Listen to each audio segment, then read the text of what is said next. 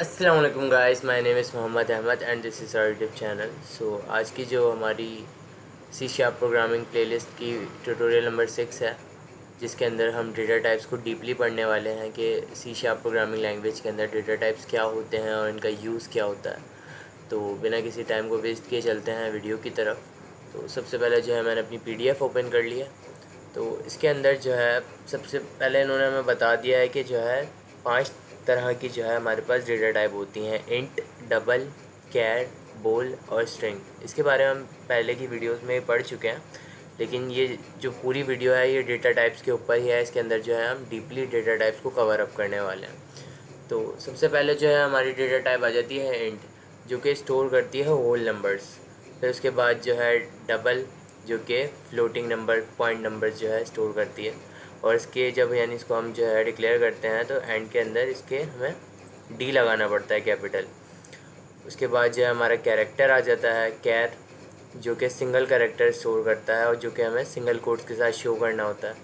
उसके बाद जो है हमारा बोल आ जाता है, जो कि सिर्फ 2 वैल्यूज़ जो है कंसिडर करता है अपने अंदर, ट्रू या फॉल्स, सही या गलत। उसके बाद जो है हमारी स्ट्रिंग डेटा टाइप आ जाती है, जो कि टेक्स्ट होल्ड करती है, जैसे कि कोई भी नाम, कोई भी सेंटेंस वगैरह। तो ये पूरा जो है होल्ड करता है और इसको जो है हम डबल कोटेशन के साथ जो है सेंटेक्स है इसका। अब इसके अंदर जो है कि हमारे पास चार्ट आ जाता है, जो ये बता रहा है कि जो है इन डेटा टाइप का ये साइज़ होता है, लॉन्ग डेटा टाइप का ये साइज़ होता है। तो आइए इसको भी देख लेते हैं। तो ये जो है हमारे पास पहली डेटा टाइप इंट, इसका जो साइज़ होता है वो होता है 4 बाइट्स। और फिर हमारे पास आ जाती है लॉन्ग, ये जो है इसका 8 बाइट साइज़ होता है। फिर आ जाती है फ्लोट, इसका 4 बाइट साइज़ होता है। अब फ्लोट जो होती है ना डेटा टाइप हमारे पास, ये फ्रैक्शनल नंबर्स को अपने अंदर स्टोर तो करती है, लेकिन इस डेसिमल के बाद यानी 6 to 7 नंबर तक ये जो है अपने अंदर स्टोर करती है। अगर 6 to 7 से अबव जब हमारे पास नंबर चले जाते हैं तो फिर हमारी डबल डेटा टाइप आ जाती है, जो कि 15 डेसिमल डिजिट्स को भी अपने अंदर स्टोर कर सकती है। तो इसका जो साइज़ होता है वो होता है 8 बाइट्स। फिर उसके बाद जो है बोल आ जाती है, जो कि जिसका साइज़ होता है 1 बिट और जो कि स्टोर करती है अंदर अपने सिर्फ ट्रू या फॉल्स। तो उसके बाद आ जाता है हमारा कैर, जो कि सिर्फ जो है 2 बाइट्स इसका साइज़ होता है और जो है सिर्फ अपने अंदर स्टोर करता है सिंगल कैरेक्टर, और जो है इसके सराउंडेड में सिंगल कोटेशन जो है हमारी लगी हुई होती है। इसके बाद जो है हमारी स्ट्रिंग डेटा टाइप आ जाती है, जिसका जो है साइज़ 2 बाइट्स पर कैरेक्टर है। यानी आप कैर वाला ही हिसाब रख लें, जैसे हम कैर में सिंगल कैरेक्टर स्टोर करा रहे हैं तो उसका साइज़ 2 बाइट्स है। तो इसके अंदर पूरे वर्ड में यानी मतलब जितने भी कैरेक्टर्स होंगे उस एक कैरेक्टर का साइज़ जो है 2 बाइट्स होगा। तो ये जो है एक सीक्वेंस जो होती है कैरेक्टर्स की, वो अपने अंदर स्टोर करती है हमारी स्ट्रिंग डेटा टाइप जो होती है। तो बेसिकली अब इसके अंदर जो है आपने डिफरेंस देखना है थोड़ा सा फ्लोट और डबल के अंदर।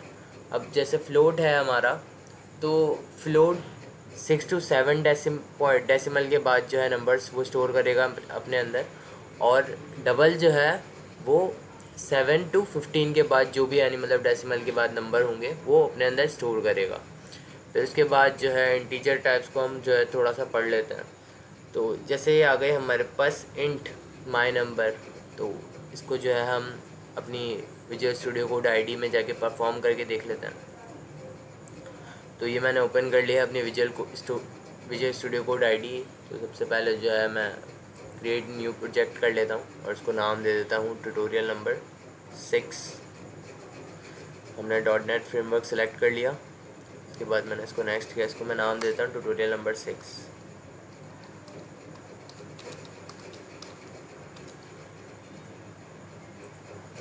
ये हमने क्रिएट कर दिया। अब जो है ये हमें वर्क स्पेस प्रोवाइड कर देगा हमारी।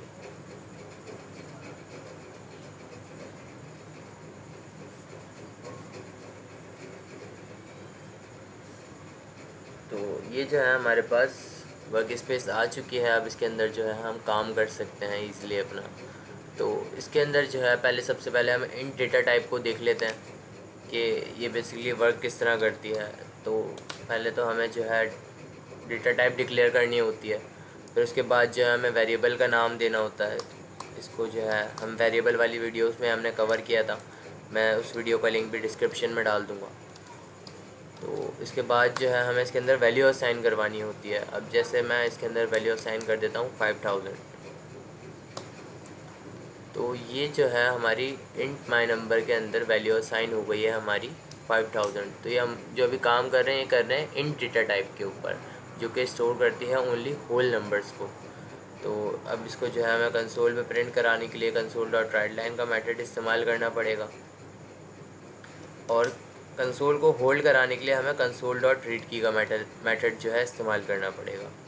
तो मैं कंसोल डॉट रीड की लिख लेता हूँ।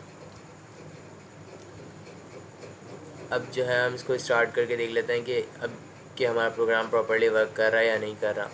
तो इसको मैंने स्टार्ट किया,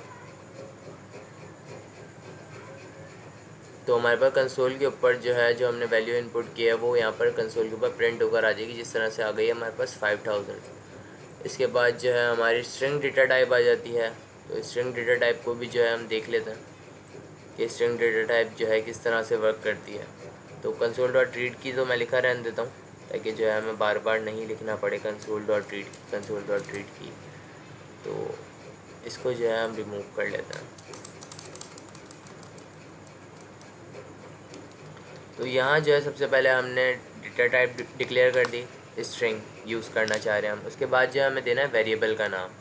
तो इसको जो है मैं वेरिएबल का नाम कुछ भी दे देता हूँ। इसको मैं दे देता हूँ माई नेम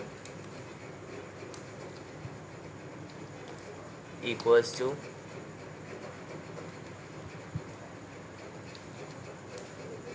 मोहम्मद।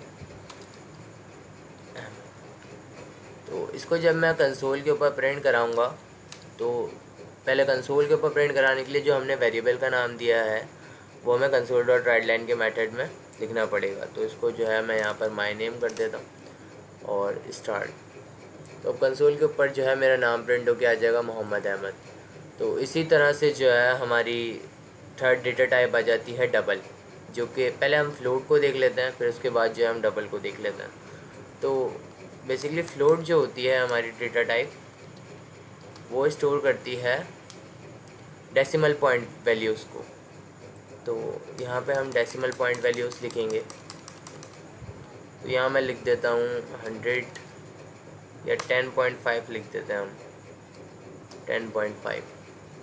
तो इसके अंदर जो है हमें एंड के अंदर कैपिटल F यूज़ करना पड़ेगा, ये शो कराने के लिए कि जो हम फ्लोट यूज़ करना चाह रहे हैं। तो इसको जो है मैं रन करूँगा तो हमारी फ्लोट डेटा टाइप भी प्रॉपर्ली वर्क करेगी। तो हमारे पास कंसोल के ऊपर प्रिंट होकर आ जाएगा 10.5। फिर इसके बाद जो है हमारी डेटा टाइप आ जाती है डबल। ये भी जो है फ्लोटिंग पॉइंट नंबर्स को अपने अंदर वो करती है, होल्ड करती है, लेकिन इसके अंदर जो है ना, जैसे हमारी फ्लोट होता है तो उसके अंदर 6 to 7 डेसिमल के बाद जो है करेक्ट जो हमारे डिजिट्स होते हैं वो स्टोर करता है, लेकिन डेसिमल की जो है लेंथ ज़्यादा होती है, वो 15 तक अपने अंदर होल्ड कर सकता है, स्टोर कर सकता है। तो वैसे तो डिफ़ॉल्ट जो होता है वो डबल ही होता है। तो इसको मैं स्टार्ट करूँगा तो ऐसे भी वर्क करेगा प्रोग्राम, लेकिन अगर आप इसके एंड में अगर कैपिटल D लगाना भी चाहें तो कोई एरर शो नहीं करेगा। ये सॉरी मैंने रिप्लिकेट कर दी लाइन, तो ये कोई एरर जब भी शो नहीं करेगा।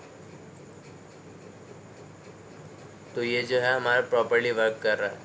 इसके बाद जो है हमारी डेटा टाइप आ जाती है बोल। तो बोल को देख लेते हैं किस तरह वर्क करती है।